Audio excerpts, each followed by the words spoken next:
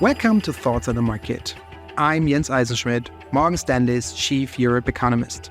Along with my colleagues, bringing you a variety of perspectives, today I will discuss our outlook for Europe's economy in the second half of 2024 and into next year. It's Thursday, May 30th at 10 a.m. in Frankfurt. So, over the last year, we have had a relatively downbeat outlook for Europe's economy, but as we head into the second half of this year, our view is decidedly more optimistic. After bottoming last year, euro area growth should reach 0.7% in annualized terms in 2024 and 1.2% in 2025 on the back of stronger consumption and exports. Inflation is on its way to the European Central Bank's target, paving the way for the ECB to start cutting rates in June, with 3 cuts in 2024 for a total of 75 basis points and 4 more cuts in 2025 for a total of 100 basis points. What's particularly notable, though, is the setup of this growth rebound is highly unusual for several reasons. Let's start with inflation. In a normal environment, higher growth leads to higher inflation and vice versa. This time is different. The euro area needs to grow faster to get inflation down. The reason is that faster growth should lead to better resource utilization in sectors characterized by labor hoarding or keeping a surplus of employees. This should keep unit labor costs, or how much a business pays its workers to produce 1 unit of output, in check. We're expecting further wage increases, mostly driven by the catch-up past inflation, and so higher productivity is a way to cushion the pass-through to prices.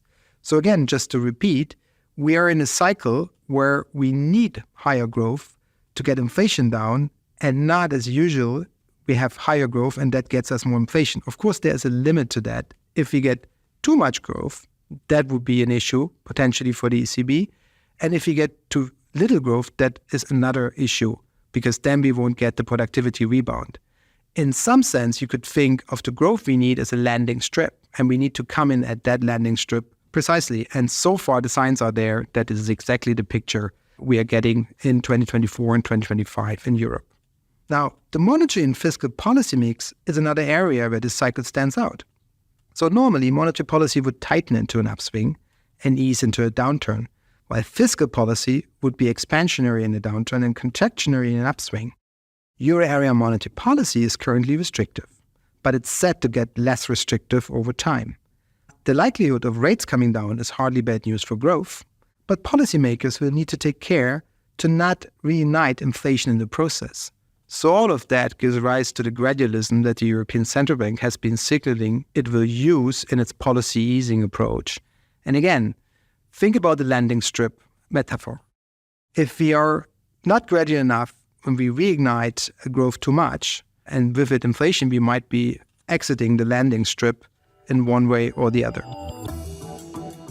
Thanks for listening. If you enjoy the show, please leave us a review wherever you listen and share thoughts on the market with a friend or colleague today.